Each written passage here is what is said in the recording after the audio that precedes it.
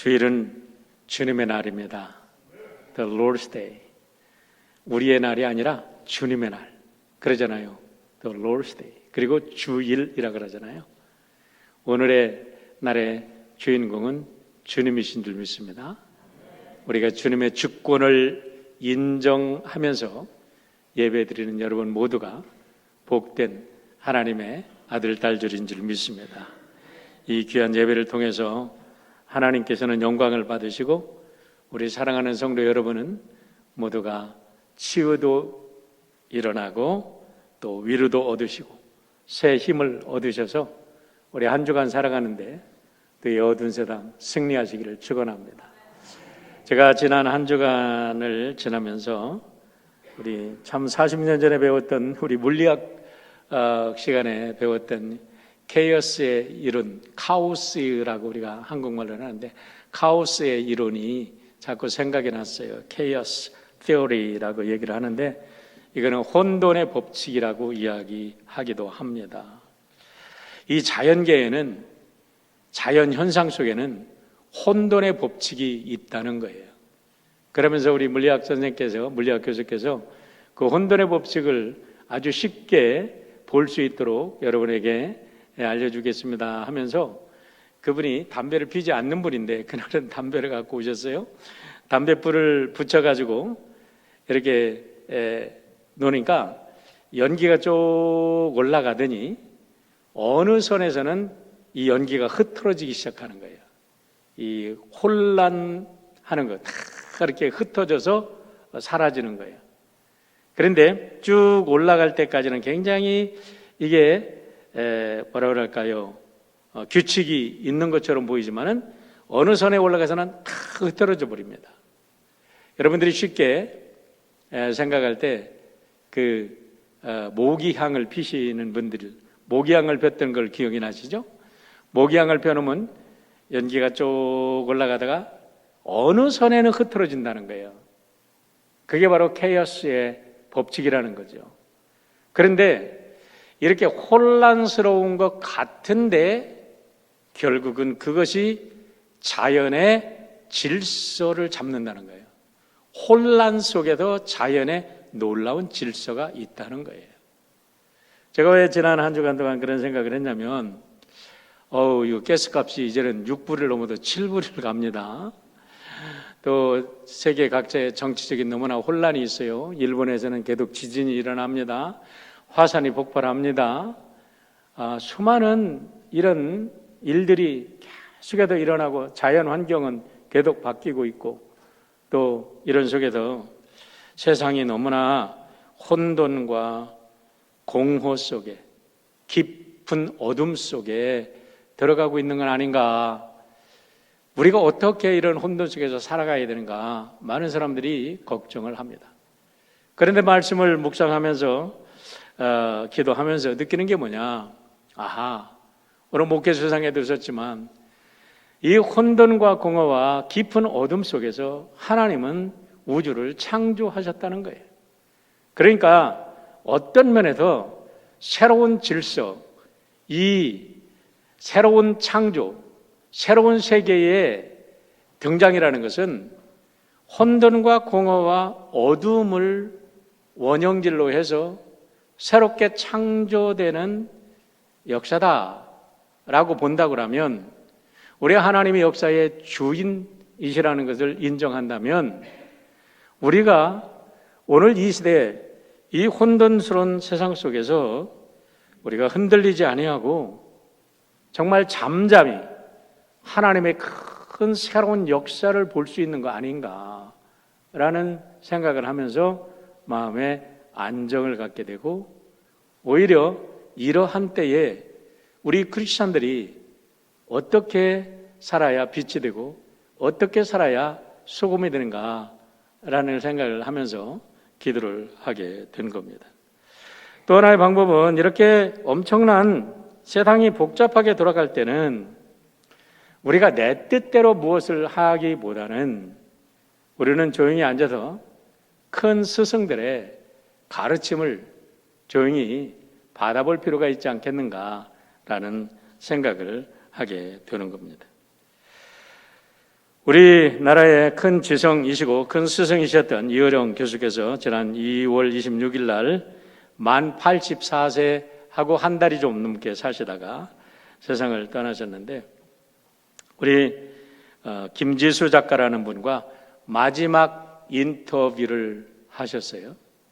그러면서 책을 발간했는데 이어령 교수의 마지막 강의라는 책을 출판을 하셨어요.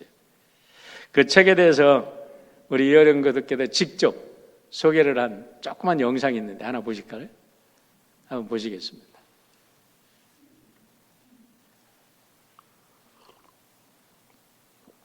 저는 대학을 은퇴하고 또 몸에 병을 얻은 후에 대학 강의는 이것이 끝이다 라고 생각할 때 찾아온 사람이 이 김지수 작가예요. 정말 몇 사람 앉아서 오손도손 얘기하는 그런 분위기의 강의를 한번 해봤으면 하는 게 소원이었는데, 김수지 작가가 내가 일주일에 한 번씩 올 테니 독과에 좀 해서 저한테 마지막 강연을 해주세요. 수업을 받고 싶습니다. 그래요. 이 기회에 마지막으로 이 김지수 작가와 내 자신이 사치스러운 강연을 한번 해보자. 숫자가 많았기 때문에 못했던 말, 또 격식이 있었기 때문에 삼가하던 말을 오손도손 이야기하듯이 이야기를 마지막 남기고 싶다. 그것이 김지수 작가가 책으로 내는 이어령과의 마지막 수업입니다. 여러분들은 제 마지막 목소리를 이 책에서 들으시고, 사람이 마지막에 남기고 싶은 말에는 설령 잘못된 팩트가 있어도 진실성이 담겨져 있구나. 그렇게 알면 저는 배가가 되고 여러분들은 종자기가 되는 행복한 순간이 오늘 이 시간에 펼쳐지리라고 봅니다. 우리 죽음을 앞두고 자기가 죽을 날이 얼마 남지 않았는데 이렇게 마지막 우리 강의를 해주시는, 담담히 죽음을 앞두고 강의해 주시는 우리 큰 스승 되시는 분을 보니까 마음이 숙연해지지 않아요? 그런데 여기에서 배가가 된다는 말은, 배가는 춘추전국 시대에 검은고를 잘 켜는 음악가였다고 그래요. 그런데 그 음악을 이해하고 들어주는 사람이 종자기라는 친구였다고 합니다. 그런데 그 종자기가 먼저 죽었어요. 그러니까 이 배가라는 이 검은고를 연주하는 사람이 자기의 음악을 이해해주는 사람이 죽었기 때문에 그 검은고줄을 다 끊어버리고 그 다음부터는 검은고를 연주하지 않았다고 이야기를 합니다. 그러면서 우리가 자기의 남은 그 마지막 강의를 통해서 우리가 종자기가 되어주기를, 자기의 그런 강의를 듣고 살아가기를 바라는 우리 큰 스승의 이야기입니다. 여러분, 우리가 살아가면서 스승을 잘 만난다는 거 큰 축복입니다. 그런데 우리가 스승을 만나기 위해서, 우리가 좋은 스승을 만나기 위해서 머리 싸매고 공부하잖아요. 밤새도 공부하잖아요. 그리고 한 1년에 정말 7, 8만 불씩 이제는 이런 튜이션을 내면서 공부하잖아요. 그런데 놀랍게도 우리는 단돈 몇 푼이면은 큰 스승들을 만날 수 있어요. 그게 뭐냐면 책을 통해서 우리는 수천 년의, 수백 년의 역사를 건너뛰고 시공간의 차이를 넘어서서 우리는 훌륭한 선생님들을 만날 수 있다는 겁니다. 그런데 오늘 우리가 만나는 이 신명기를 통해서 만나는 모세는 인류 역사상 가장 위대한 지성인이었다는 것을 여러분들이 좀 다시 한번 마음속에 새기고 오늘 신명기를 대했으면 좋겠습니다. 인류 역사상 가장 위대한 지도자요, 가장 위대한 지성으로 우리 모세를 견줄 만한 사람은 없어요. 우리가 신약에 예수님 빼놓고. 그런데 그와 같이 위대한 지성을 가진 분이라는 증거는 어디에 있을까? 그분이 여러분 창세기, 출애굽기, 레위기, 신명기, 민수기 5가지 책을 썼다고 하죠. 토라를 쓴 겁니다. 그런데 그 토라를 중심으로 구약이 편집이 됐는데 이 책은 얼마나 많이 팔렸는지 그 책이 팔린 거를 한번 비교를 해보면 이분의 지성이 얼마나 인류 역사상의 위대한 정신문화에 영향을 끼쳤는지를 우리는 알게 되는 거지요. 이 말씀을 준비하면서 내가 위키피디아에 가서 제일 세상에도 많이 출판된 책, 많이 팔린 책이 무엇인가를 찾아봤어요. 구텐베르그의 금속 활자 이후에 책이 발간되었습니다. 그 중에 제일 많이 팔린 책이 위키피디아에는 찰스 디킨스의 A Tale of Two Cities, 두 도시의 이야기라는 책이라고 그래요. 저는 읽어보지는 못했습니다. 그런데 200 millions 발륨이 팔렸답니다. 2억 권이 팔렸다 그래요. 대단한 책이죠. 2억 권이면. 톨킨스의 The Hobbit이라는 책은 우리 어린아이들이 보는 동화책인데 이 책은 1억 4,060만 권이 팔렸다고 이야기를 합니다. 뭐 여러 가지 이제 쭉 그 뒤에 나오는데 뭐 몇백만 권씩 이제 몇억 권씩 팔린 책들이 있어요. 그러나 다 그 밑에인데 성경은 얼마나 팔렸을까요? 1816년부터 1975년 사이에 팔린 책만 24억 5천만 권. 2007년까지 출판된 성경의 숫자는 75억 권. 2007년까지입니다. 그러니까 다른 책과는 비교가 될 수 없는 거예요. 우리가 성경을 너무 종교적인 서적이다라고 대하니까 이건 딱딱해, 이거는 뭐 종교적인 서적이고 우리랑 관계없어라고 생각을 할지 모르지만 이 책을 그렇게 생각하지 않고 역사에 실존했던 인류의 가장 훌륭했던 지도자요 가장 큰 스승이 쓴 책이라고 생각한다면 우리가 훨씬 더 쉽게 가슴을 열고 우리는 이 책을 대할 수 있는 거고, 이 책을 대할 때 정말 겸손하게 마음을 열고 이 어마어마한 인류 역사에 이런 지대한 영향을 끼친 이 위대한 스승의 강의를 우리가 어떻게 함부로 대할 수 있겠냐 이 말이에요. 그런 면에서 이 모세의 마지막 강의는 정말 우리가 이 신명기 앞으로 이 신명기를 댈 때 여러분들이 좀 더 진지하고 겸손한 마음으로 이 신명기를 대해줬으면 좋겠습니다. 마지막 강의에 대해서는 여러 가지 요즘에 인기들이 많이 있죠. 1997년에 루게릭병으로 죽어가는 매사추세츠의 브란다이스 대학 사회학 교수인 모리 슈워츠 교수를 그 제자가 인터뷰를 했습니다. 미치 앨범이라는 분이 인터뷰를 해가지고 모리와 함께한 화요일이라는 책을 내가지고 세계적으로 유명한 분이죠. 여러분에게 옛날에 영상으로 보여드린 적도 있습니다. 그런데 이분의 강의를 보면 죽음 앞에서 죽음에 대해서 이야기를 하는데 죽음에 대해서 얘기하는 게 아니에요. 삶에 대한 이야기입니다. 이어령 교수께서도 마지막 강의를 하면서 죽음을 얘기한 게 아니에요. 삶을 이야기했기 때문에 우리는 그분들의 책을 다시 우리가 대하게 되는 거예요. 2007년에도 유명한 강의가 있었어요. 카네기 멜론 대학의 교수였던 랜디 포시의 교수의 강의는 지금도 유튜브에 얼마나 많이 떠 있는지 몰라요. 이 강의는 컴퓨터 공학자인데 컴퓨터 공학은 모르더라도 이 강의만큼은 다 들어라 라고 이야기를 합니다. 이분도 췌장암으로 죽어가면서 자기가 췌장암으로 죽어간다는 사실을 알면서 마지막 강의를 하는 거예요. 학생들에게. 학교에서 마지막 강의를 하도록 기회를 줬어요.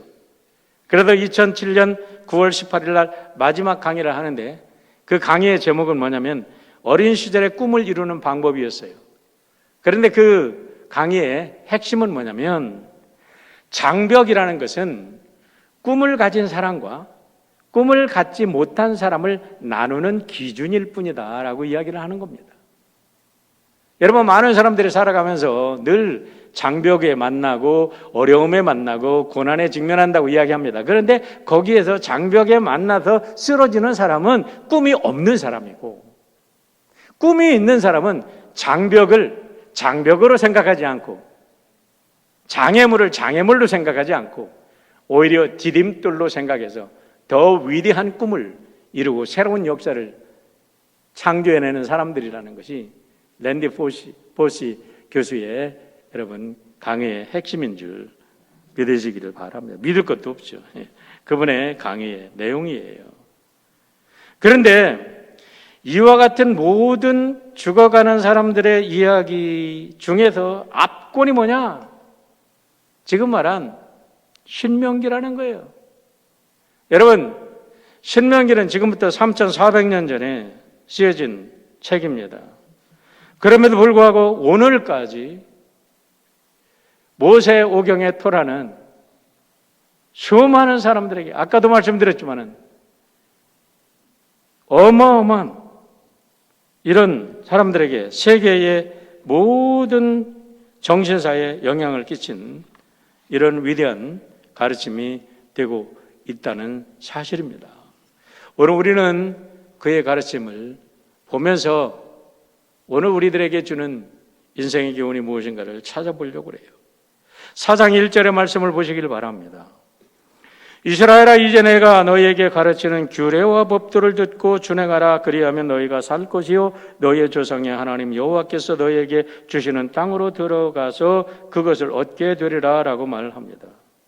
이스라엘아, 이제 내가 너희에게 가르치는 규례와 법도를 듣고 준행하라 라고 말하지만요, 우리가 다른 성경들의 번역본을 보면 현대인의 성경과 새 번역에는 귀담아 들어라라는 말이 애드되고 있어요. 그런데 제가 좋아하는 The Message라고 유진 피더슨 목사님이 쓴 번역한 성경을 보면 제가 자주 참고로 하는데 이렇게 얘기합니다. Now listen Israel. Listen carefully. Listen이라는 말이 두 번이나 강조되고 있습니다. 그런데 거기다가 carefully, 주의해서 들어라 하고 더 많이 강조하고 있어요. 원문에 보면 베아타 이스라엘 쉐마라고 이야기합니다. 우리 오순하고 똑같죠? 이제 이스라엘아 들어라 라고 얘기합니다. 이제가 무엇입니까, 여러분? 이제라는 말 속에는 여러분 엄청난 의미가 숨어 있습니다. 모세는 이제 이 강의를 마치면 하나님의 부르심을 받고 세상을 떠나야 합니다. 모세에게는 더 이상 세상에 시간이 주어 있지 않았어요. 이제 모세에게는 마지막 남은 몇 시간, 며칠인지는 모르죠. 이 강의를 다, 이 신명기를 다 강의했으니까. 그런데 이 강의가 마치면 모세는 하나님의 부르심을 받고 떠나야 돼. 그런데 이 강의를 듣는 이스라엘 사람들에게는 하나님께서 약속하신 Promised Land, 가나안 땅에 들어가서 새로운 하나님의 나라를 이루일 주인공들이 되어야 되는 거지요. 그렇기 때문에 이제라는 단어, 이제 이스라엘아 들어라 라는 그 말씀 속에는 얼마나 비장한 모세의 마음이 있는지 모르죠. 이것을 우리가 이 모세의 마음을 가지고 이스라엘의 청중의 심장을 가지고 우리가 이 말씀을 들을 때 어떻게 여러분 고개 숙이고 졸기만 하고 세상 딴 생각할 수 있냐 말이야. 이 어마어마한 라스트 최고의 지성인의 강의, 인류 역사상 이거랑 변줄 수 없는 위대한 성인의 강인데, 그런데 들으라, 누가 들으라고 그래요? 이스라엘아 들으라. 여러분, 왜 유대인들아 들으라고 말하지 않았을까요? 이 사람들은 주이시에게 분명합니다. 주이시아 들으라 하지 않고 이스라엘아 들으라고 했던 의미가 무엇일까요? 창세기 32장 22절로 28절을 보면 야곱이 야복강 나루에서 하나님과 씨름해서 하나님이 져주십니다. 하나님이 어떻게 씨름한다는 것도 이상한 거고 상징의 하나 메타포죠. 기도하는 거예요.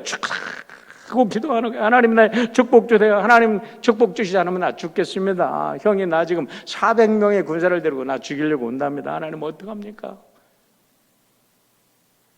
하나님 보낸 천사가 떠나려고 그래요. 그러니까 하도 안 놔주니까 축복하지 않으면 안 됩니다 붙잡고 들어오니까 이 사킷, 이 허벅지의 사킷을 위골시켰다 그래요. 부러진 게 아닙니다. 하나님은 절대 부러뜨리질 않아요. 이 허리 여기를 부러뜨렸다 그렇게 해다가면 큰일 나요. 사킷을 이렇게 위골되게 하셨어요. 그래도 안 놔주니까 하나님이 그래 내가 졌다, 네가 이겼다 하면서 축복하면서 져준 이름이 이스라엘입니다. 여러분 이게 무슨 뜻입니까? 오늘 하나님께서 모세를 통해서 들어라 이스라엘이라고 하면서 이 놀라운 최고의 하나님의 강론의 법을 주시는데, 이거는 누구든지 믿음 안에서 하나님께 붙잡고 기도하면서 하나님 축복하시지 않으면 내가 죽겠습니다, 하나님 나에게 복 주시옵소서 하고 하나님께 간절히 매달리는 모든 사람, 예수 그리스도 안에서 자기의 죄를 깨닫고 구원받은 모든 사람을 향한 말씀임을 믿으시기를 바랍니다. 그러면 무엇을 들으라고요? 규례와 법도를 들으라고 이야기를 합니다. 오늘 규례와 법도라고 하면 현대인들은 그냥 instinctively, 본능적으로 거부감을 가지고 있어요. 규례 법도, 어이구, 우리를 갖다 삶을 속박하고 구속하고 나의 자유를 제한하는 그런 법, 안 들어. 요즘에 젊은이들, 요즘에 이 미국의 교육이 좋다고 하는데, 이런 교육을 시킨다 이 말이죠. 그런데 한번 보십시오. 이스라엘 사람들이 어떤 사람입니까? 이제까지 400년 동안 이방인으로 살던 사람들이고, 지난번에도 말씀을 드렸지만은 최소한 한 250년간은 노예로, 요셉이 떠난 후에 한 250년간은 노예로 죽을 똥살똥 노예로 노예 근성이 뼛속까지 새겨진 사람들이야. 그런데 그들에게 법이 주어진다? 여러분, 노예들에게 법이 누가 있어요? 주인이 법이지.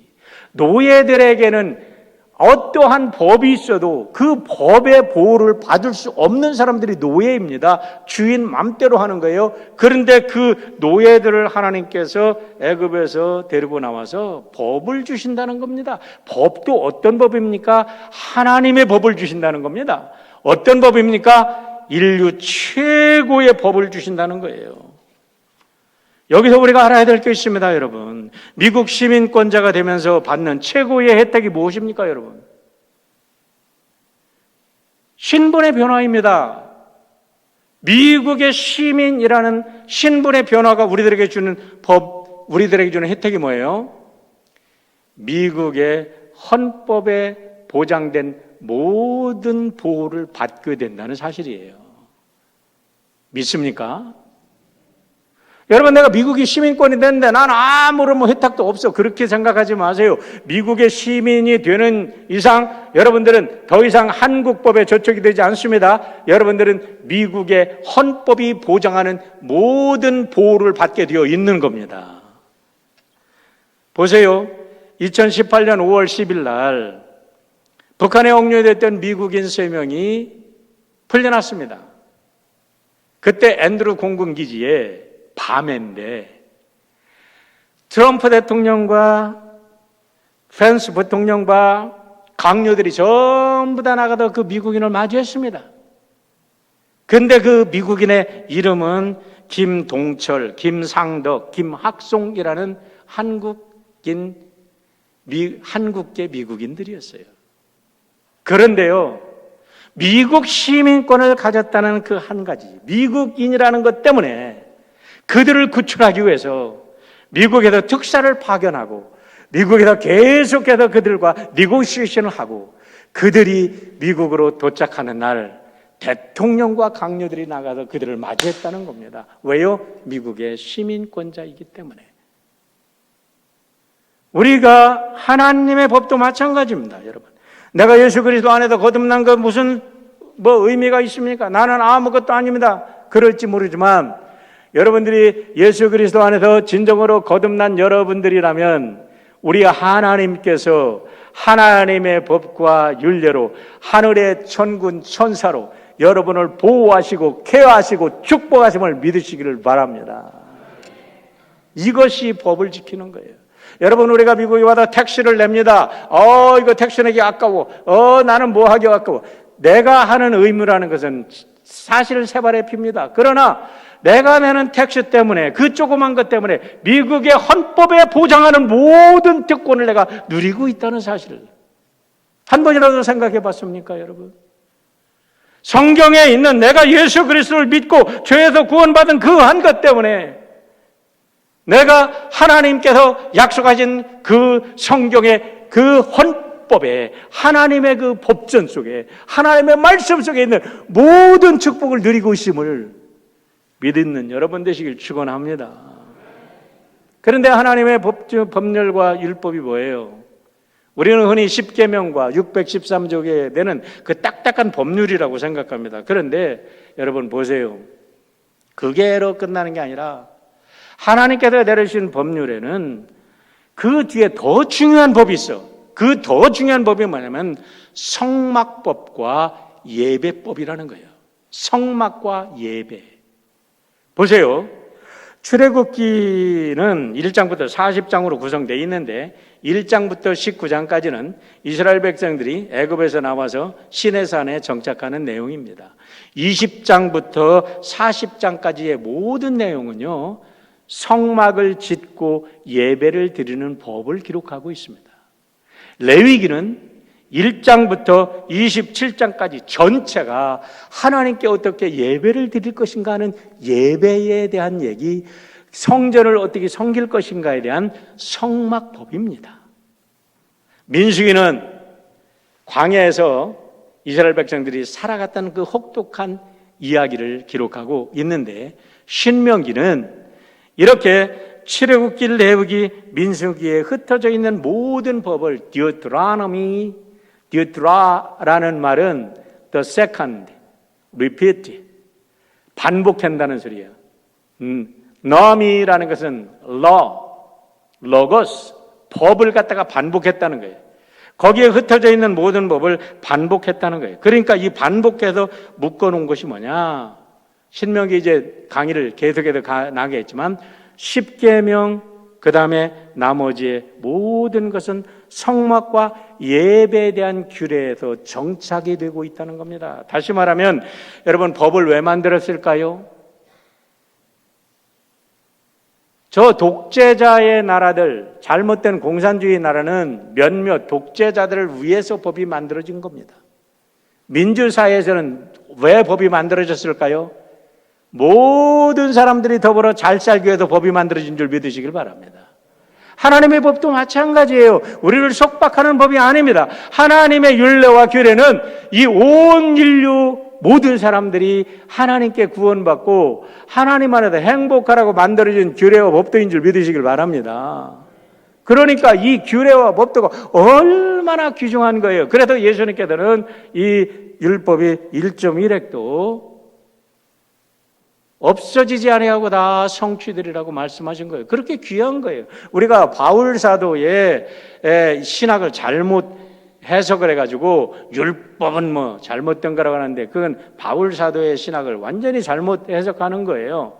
그런 다른 이제 주제와 관계 없으니까 나중에 말씀을 드리고, 그러면 이와 같은 율례와 규례를 배울 때 오늘 우리가 어떻게 해야 되는가? 오늘 세 가지를 오늘 본문에서 찾아보려고 해요. 첫 번째, 잘 듣고 준행하라는 겁니다. 잘 들으라는 겁니다. 아까도 말씀드리지만은 listen carefully, listen carefully. 여러분, 우리가 모든 것을 배울 때에 듣는 것부터 시작을 합니다. 그런데 여러분, 듣는 게 뭡니까? 무슨 소리 하는지 여러분들이 그냥 저 사람이 무슨 소리 하나 알아듣는 게 듣는 겁니까? 제 소리 못 듣는 분이 어디 있습니까? 그러나 제 소리를 이해하는 분은 몇 분이나 되시는지 저도 모르겠어요. 무슨 소리냐면은, 이 이야기는 굉장히 중요한 원리를 얘기하니까 지금부터 조금 어려운 강의입니다. 대학원에서 배우는 강의니까 여러분들 조금 어려운 얘기니까, 그러나 여러분의 모든 삶 속에 적용할 수 있는 원리니까 잘 들어보세요. 유진 나이다라는 성서학자가 있어요. 이분은 대단한 성서학자였습니다. 2011년에 돌아가셨지만은 제가 이분의 책을 가지고 공부하면서 정말 너무나 많은 변화, 새로운 세계를 본 것처럼 그렇게 우리의 생각을 콱 바꿔오는 분이에요. 그런데 뭐냐면 여기에 성경이 있습니다. 여기에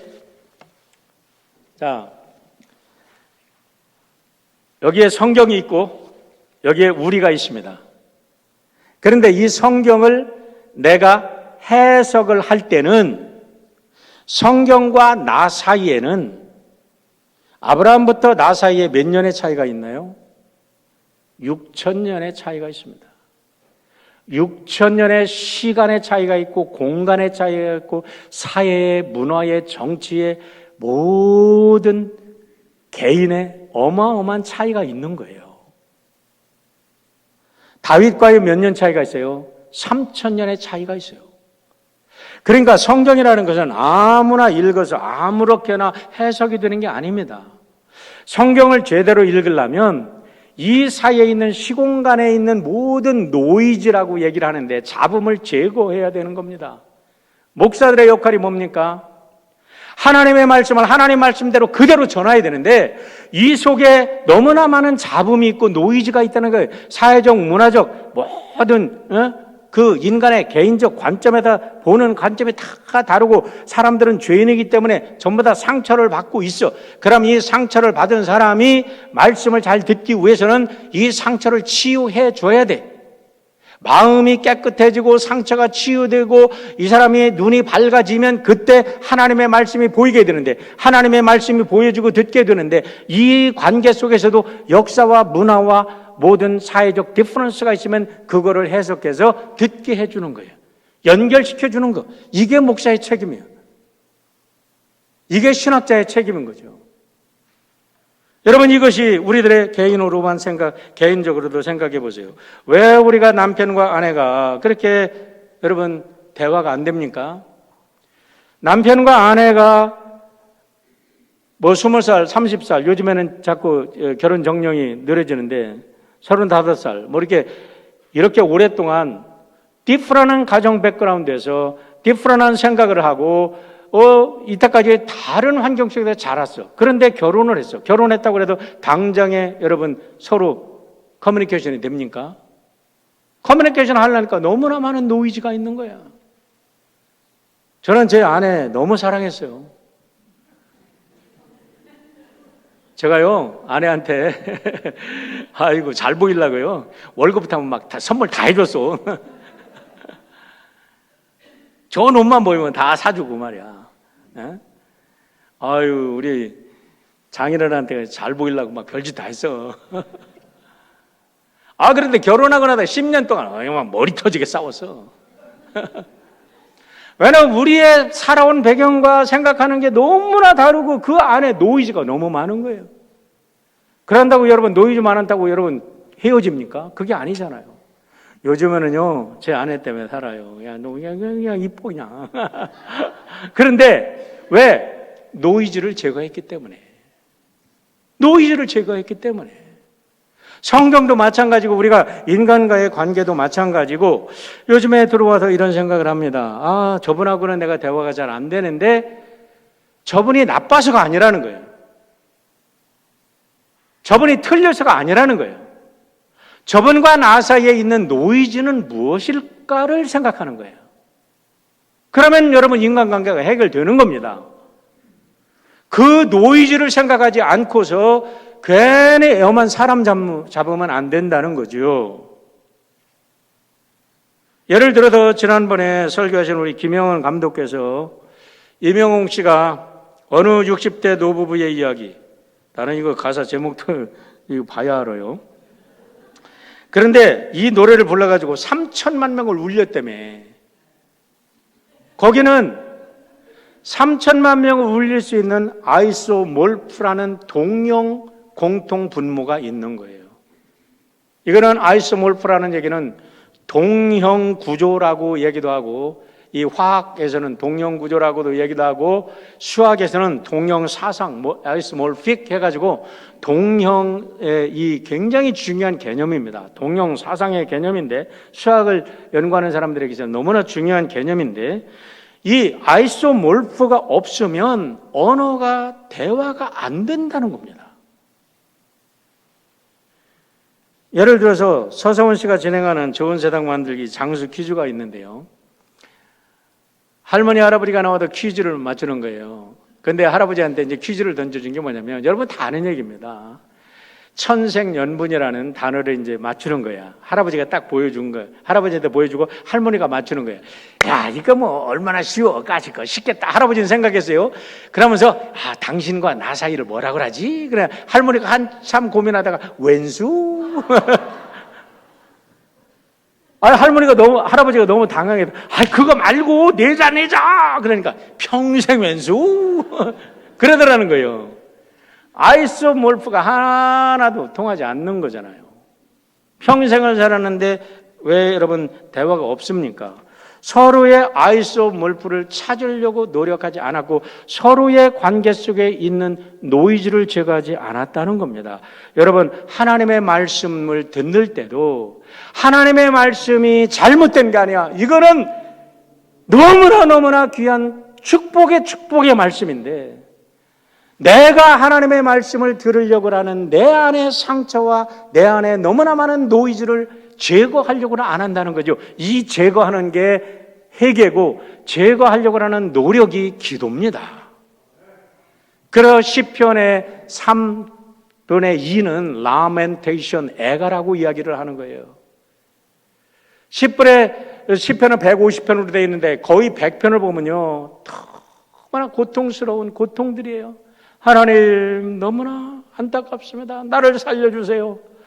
나의 자식을 위한 기도, 자기 자신을 위한 기도, 적군을 향한 기도, 그리고 너무나 많은 고통스러운 기도인데, 이 고통의 기도 속에 뭐가 들어있냐면 하나님의 음성을 듣기 원하는 시인의 갈급한 영혼의 그 소리를 우리는 그 속에다 듣는 거예요.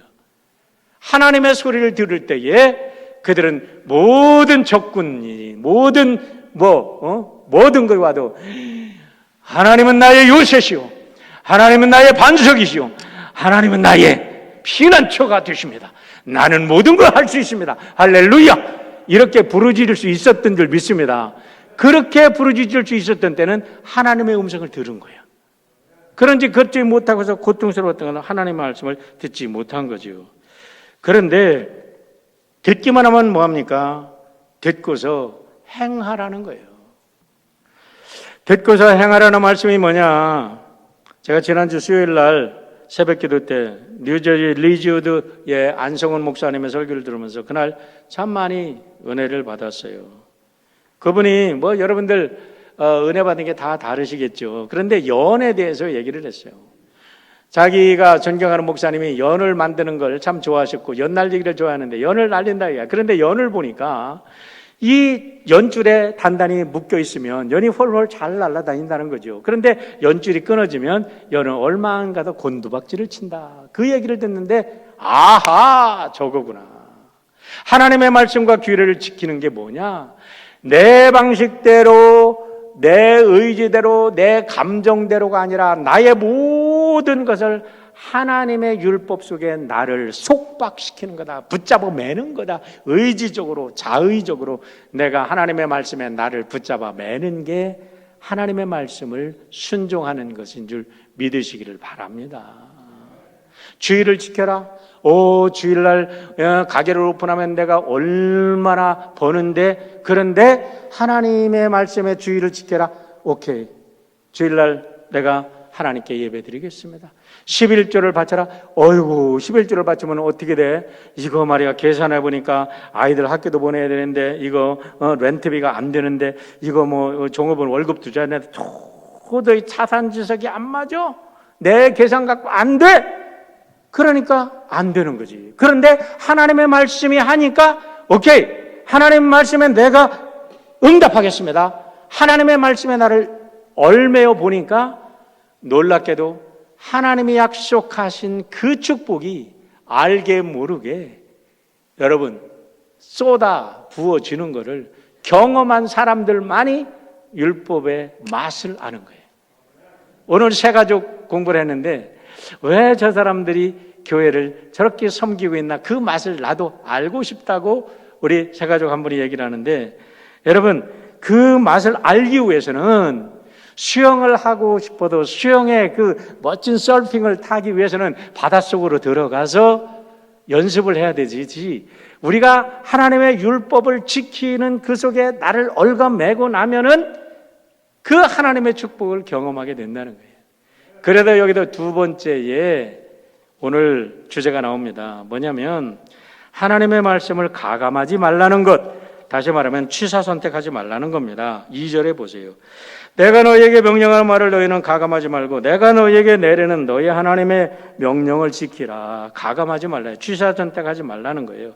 여러분 여기에서 말씀하는데 취사 선택한 사람들은요, 시간이 만약에 있기 때문에 짧게 줄입니다. 취사 선택하는 사람들은요 광야에다 다 죽었어요.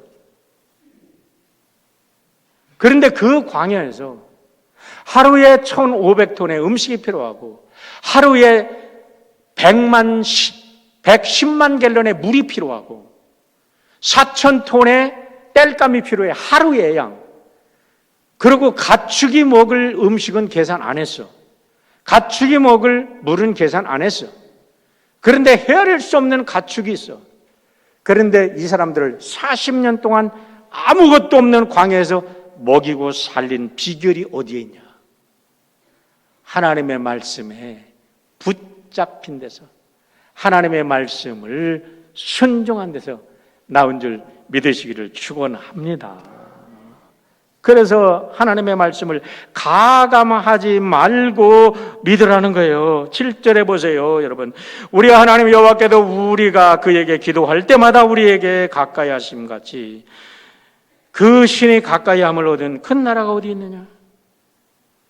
율법을 지키고 규례를 지키는 자에게 주시는 축복이 뭐냐? 하나님이 가까이 하신다는 거예요. 하나님이 기도하실 때 들어주신다는 거예요. 이해가 안 되는데 그 기도 속에 하나님의 놀라운 뜻이 이루어지고 있다는 겁니다, 여러분. 제가 요즘에 너무너무 감사하는 우리 사역팀이 있습니다. 중보기도팀. 예배 전에, 예배 후에, 지금 예배 중간에, 지금도 중보기도실에 가면 막 지금 기도하시는 분들이 계세요. 얼마나. 제가 요즘에요, 설교할 때요, 제가 신바람이 나요. 막 힘이 나요. 막. 왜 그런가 했더니 우리 중보기도팀이 기도하면서부터야. 너무너무 신비해. 이건 거짓말이 아니야. 그거는 해본 사람만이 알아. 우리 두날개를 하는 김성근 목사님이 부산에 무슨 교회죠? 하여간 어마어마한 그 두날개 양을 하는데 어머니가 그렇게 기도하시는 분이었대요. 그런데 자기가 모든 게 잘 나가는데요, 어머니가 딱 돌아가시고 나서 이상하게 자기가 하던 그 영적인 힘이 다 빠져나가 버렸대. 아무리 왜 그런가, 도대체 내가 왜 이런 영적인 힘이 어디로 없어졌나 하면서 깨달은 게 뭐냐면 어머니의 중보기도요. 그걸 깨닫고 나서 교회에 중보기도 팀을 만들어놨대. 그래가지고 목사님이 해외에 나가서 이제 무슨 세미나를 하는지 거기는 막 몇백 명이 그냥 큰 교회니까 막 중보기도를 하는데 그때부터 자기가 다시 살아났다는 고백을 들었어요. 중보기도는요, 우리가 기도할 때 하나님이 가까이에서, 왜? 율례와 규례를 지키는 내 새끼, 하나님이 들어주시는 거죠. 여러분, 배가 풍랑 속에 헤맬 때, 큰 풍랑이 닥칠 때 배들은 항구에 피해서 닻을 내립니다. 풍랑이 지나갈 때까지. 여러분, 우리에게는 이제 오늘날 어마어마한 풍랑이 지금 다가오고 있습니다. 어떻게 이 풍랑을 피할 것입니까? 우리 하나님의 품으로 돌아오시기를 바랍니다. 여러분의 영혼의 닻을 하나님의 품 안에 내리시고 하나님께 기도하실 때에 이 풍랑이 지나가면 여러분에게 더 큰 세계를 향해서 나가는 큰 위대한 역사를 맡겨주실 줄 믿습니다. 마지막으로 세 번째 주제는 가장 위대한 나라는 하나님이 함께 하시는 나라라는 겁니다. 7절 말씀 다시 한번 우리가 봅니다. 우리가 하나님 여호와께 우리가 그에게 기도할 때마다 우리에게 가까이 하신 같이 그 신이 가까이함을 얻은 큰 나라가 어디 있느냐. 근데 여기에 보면요, 영어 성경에 보면 이렇게 번역하고 있어요. Yes, what other great nation has gods? gods라고 해놓고도 small god에 s를 붙였어요. 이건 온 세상의 잡신들을 말하는 겁니다. That are imitated with them the way God. 우리가 하나님처럼 우리와 가까이 하시는 세상의 위대한 나라의 신들이 어디 있냐 이 말이야. 그런데 이거는 사실 애굽의 열 신들이 하나님 앞에서 모세의 지팡이 앞에서 다 무릎 꿇었잖아요. 그 내용에 같이 들어있는 거예요. 그러나 Our God is with us, always ready to listen to us. 언제나 우리의 음성을 듣기를 원하시는 하나님. 그래서 그 음성을 듣고 우리에게 가까이 하시는 하나님. 여러분 한 가지 묻겠습니다. 미국이 왜 이렇게 위대한 나라입니까? 소련이 왜 문제입니까? 중국이 왜 문제입니까? 여러분 중국이 땅이 미국보다 작은가요? 소련 옛날 소련 옛 영토가 여러분 미국보다 작은 나라요? 그런데 그 나라가 위대한 나라라고 우리가 말합니까? 캐나다가 정말 위대한 나라라고 얘기합니까? 근데 왜 미국은 위대한 나라라고 얘기합니까? 왜 이스라엘이 위대한 나라라고 사람들은 생각하고 믿습니까?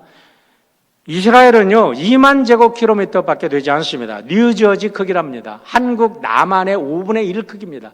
그런데 한국 남한의 5분의 1 크기의 사람들이 지금 작년에 인구 통계를 보니까 1520만 명이에요. 전 세계에 흩어져 있는 유대인들이. 그런데 그들이 또 노벨상을 가지고 기준을 합니다. 왜냐하면 최고의 지성들이 받는 상이니까. 25%가 그들이 차지입니다.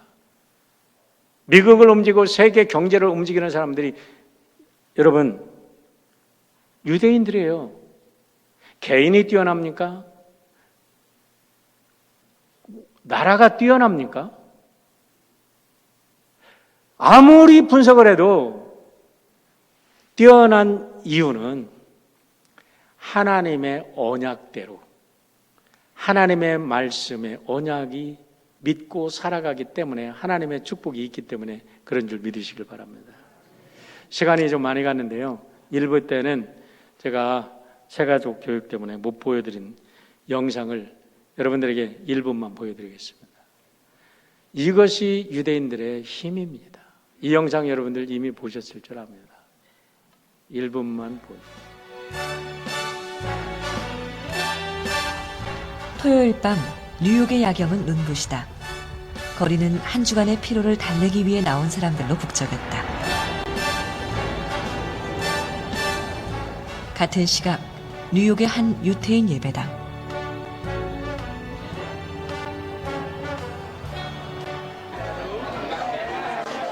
토요일 저녁 8시 10분이 맞나 싶을 만큼 시끄럽게 공부하는 소리로 가득하다. 내일 무슨 중요한 시험이라도 있는 걸까?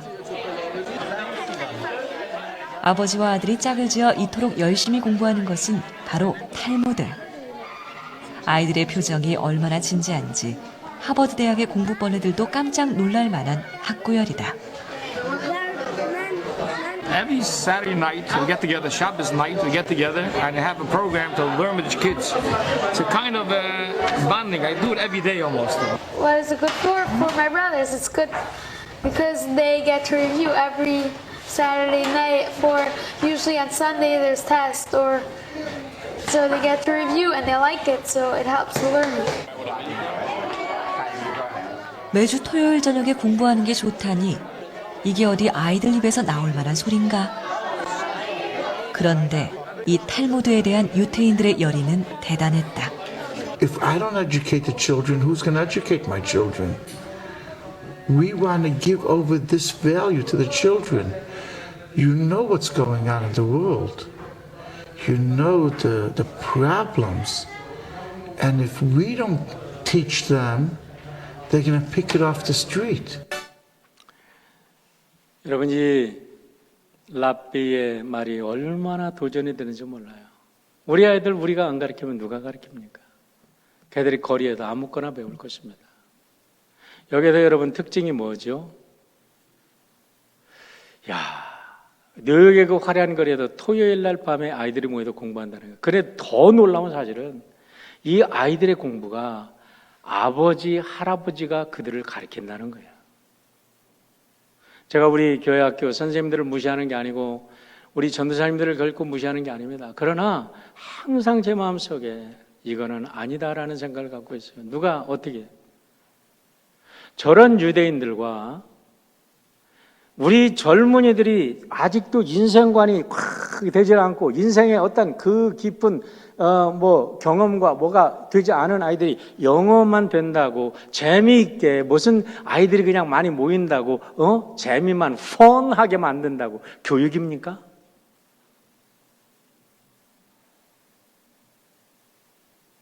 어떻게 해야 이 유대인들을 따라잡을 수 있을까? 백날 감동해도 안 돼.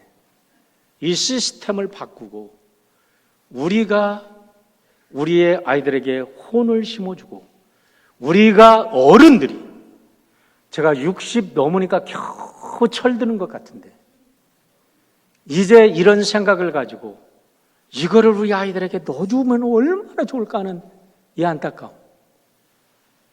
사랑하는 성도 여러분, 여기에 우리의 희망이 있습니다.